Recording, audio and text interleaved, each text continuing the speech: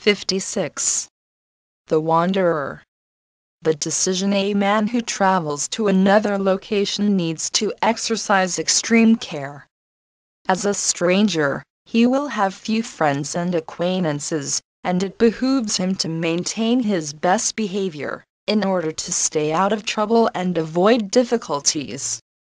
A person who is traveling about does not have a circle of friends and established contacts, upon whom he can depend if problems arise. Therefore it makes sense for him to avoid risky situations.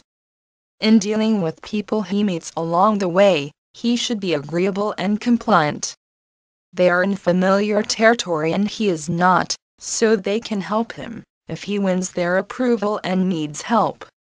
If he comes into conflict with them, they have many more resources to turn to than he, therefore he should avoid conflict if at all possible.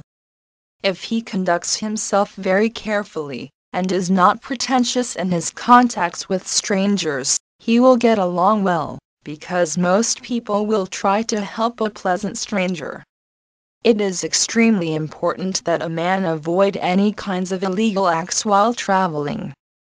Difficulties with the law are much more complicated, and can be much more difficult, if a person is not a native of the area.